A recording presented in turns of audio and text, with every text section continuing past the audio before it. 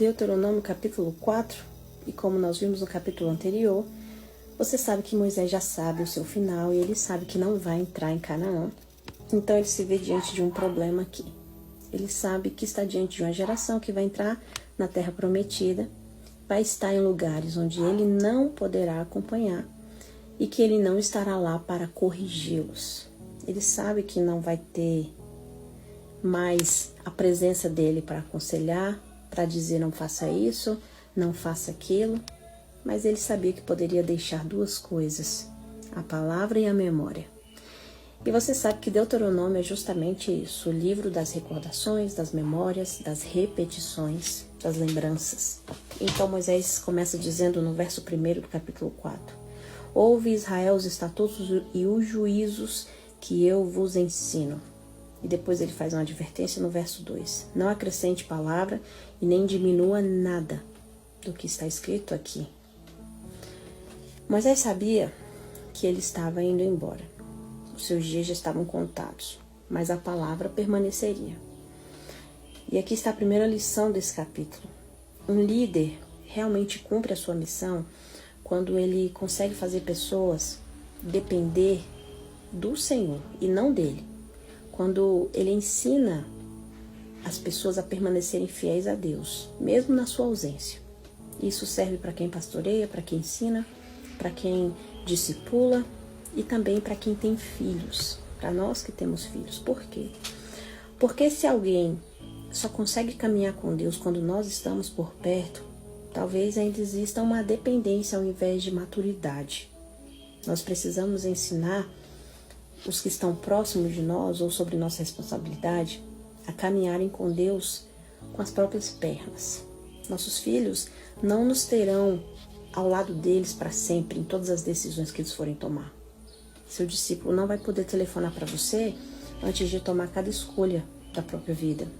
As pessoas que aprendem conosco, um dia elas precisarão entrar em lugares onde nós não poderemos estar ao lado, acompanhando ou segurando na mão.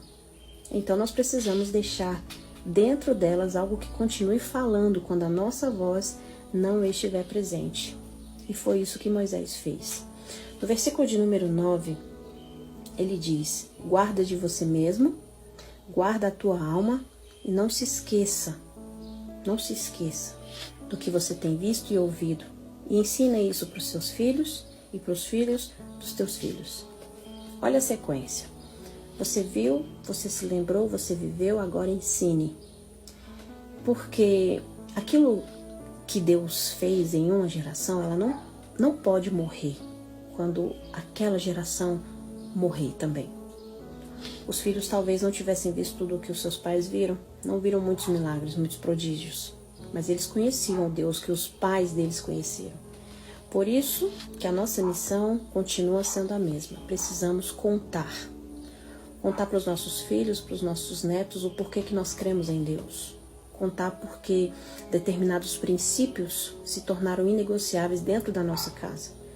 Contar das orações que Deus respondeu, contar dos livramentos que Deus nos deu e também dos erros que cometemos, das decisões que tomamos e das consequências que nós não gostaríamos de ter experimentado.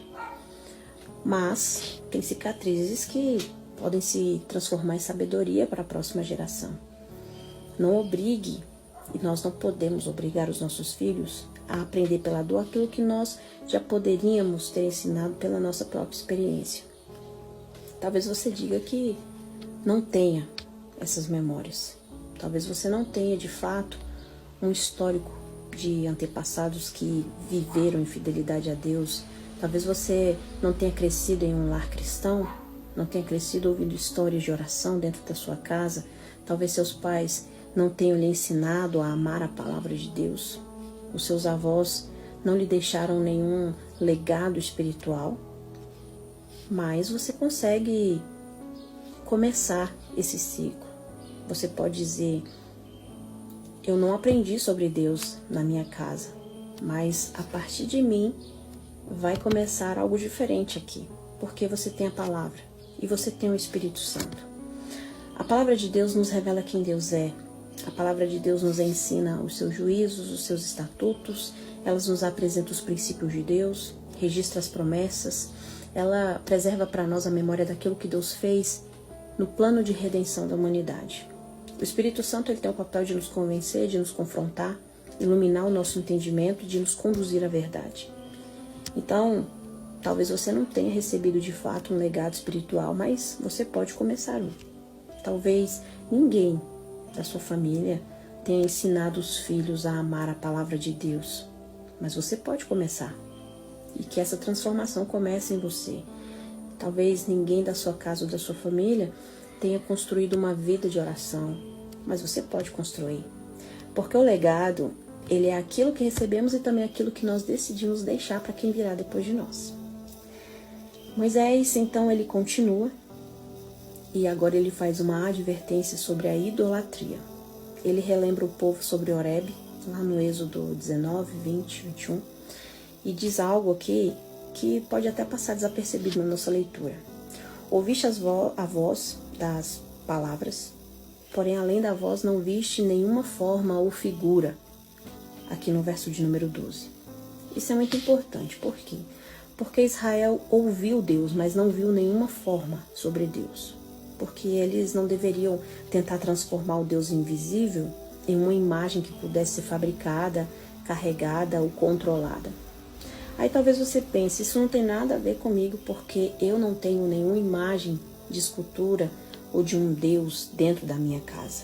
Mas espere, a idolatria ela pode ser muito mais sofisticada do que isso. Israel, eles podiam fabricar as imagens. Nós podemos fabricar versões de Deus para a nossa vida. Versões de um Deus que não confronta as nossas escolhas, versão de um Deus que sempre concorda com a gente, de um Deus que é obrigado a responder todas as nossas orações da maneira como nós determinamos. Versão de um Deus que chama de certo tudo aquilo que nós não queremos abandonar, mas que Ele precisa adaptar para acalmar o nosso coração ao invés de confrontar. Versão de um Deus moldado pelas nossas próprias preferências. E quando nós fazemos isso, nós já não estamos mais subordinados ao que Deus revelou. Nós estamos tentando fazer Deus caber dentro daquilo que nós gostaríamos que Ele fosse. Isso também é idolatria. É por isso que Moisés diz, porque o Senhor teu Deus é fogo que consome, é um Deus zeloso. Verso 24.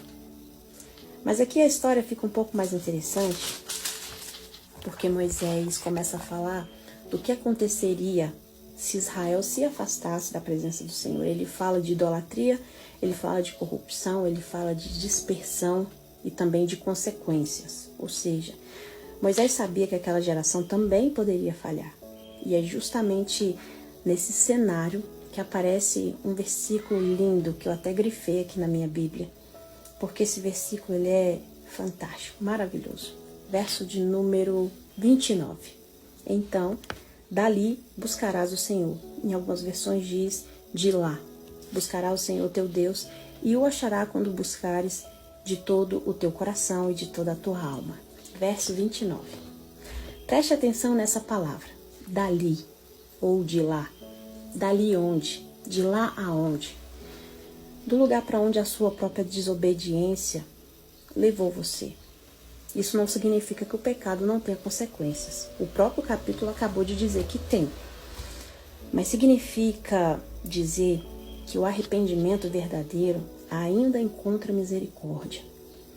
Talvez alguém que esteja assistindo a esse vídeo esteja pensando que já foi longe demais, que já pecou demais, que sabia que era errado e mesmo assim fez ou continua fazendo. Depois de tudo o que fez, pode até achar que não tem mais como voltar. Mas o Espírito Santo me faz vir aqui, através desse vídeo, lembrar o seu coração hoje. Tem graça disponível ainda. A misericórdia de Deus ainda alcança os endereços dos quais a nossa própria desobediência nos levou. E Ele pode te tirar daí. O texto diz, dali buscarás ao Senhor. Dali. Não quando você conseguir consertar tudo. Não quando você conseguir apagar o seu passado. Não quando você eliminar sozinho, com as suas próprias mãos, todas as consequências dos seus erros. Não é quando você conseguir voltar para o lugar de onde você saiu. É dali, é de lá, do lugar da queda, do lugar da vergonha, do lugar onde você finalmente reconheceu o quanto se afastou. Dali pode começar o caminho de volta. Talvez algumas consequências permaneçam de fato. Talvez algumas escolhas não possam ser desfeitas. Mas existe uma diferença enorme entre colher consequências e viver sem misericórdia. Você pode ter ido longe, mas não existe o longe demais para quem decide buscar ao Senhor de todo o teu coração e de toda a tua alma. E então nós chegamos ao final desse capítulo, onde Moisés faz quase um desabafo aqui. Ele diz: pergunta agora aos seus antepassados. Em outras palavras, ele está dizendo: pesquise na história, olhe para trás, se compare, procure e veja se existe outro Deus como o Senhor. Se existe outro Deus que fez o que Deus fez. Quem tirou uma nação do meio de outra. Quem falou no meio do fogo. Quem realizou sinais, prodígios e maravilhas. Quem foi que conduziu esse povo durante 40 anos no deserto? E Moisés chega a uma conclusão e diz: por isso hoje saberás e refletirás no teu coração que só o Senhor é Deus. Verso de número 39. Moisés sabia que não poderia acompanhar Israel até Canaã. Então ele ensinou o povo a carregar aquilo que nenhum líder poderia substituir: a memória e a palavra. A memória daquilo que Deus fez e a palavra daquilo que Deus disse. E a aplicação desse texto é muito simples. O Espírito Santo está nos confrontando aqui e dizendo que os princípios que nós aprendemos e quais princípios que nós passaremos para as próximas gerações. Que princípios nossos filhos conhecerão porque nos viram viver. Que histórias de fidelidade eles irão poder contar através das nossas vidas. Que palavra permanecerá dentro deles quando nós não estivermos por perto para aconselhar. Se você não recebeu esse legado, não use isso como desculpa para não começar a construir o seu. Comece em você. Talvez você seja a primeira pessoa da sua família a decidir estudar a Bíblia. Talvez você seja a primeira pessoa da sua família a ter uma vida constante de oração. Você não pode escolher o legado espiritual que recebeu, mas você pode decidir qual legado espiritual você irá deixar. Apenas comece. Deuteronômio 4 nos ensina que pessoas passam, gerações passam, mas a palavra permanece eternamente. E o Senhor está nos ensinando aqui a viver de uma maneira tão diferente que quando a nossa voz não puder mais ser ouvida, a palavra de Deus que nós ensinamos continue falando dentro daqueles que vierem depois de nós. Que Deus te abençoe. Em nome de Jesus e até o próximo capítulo.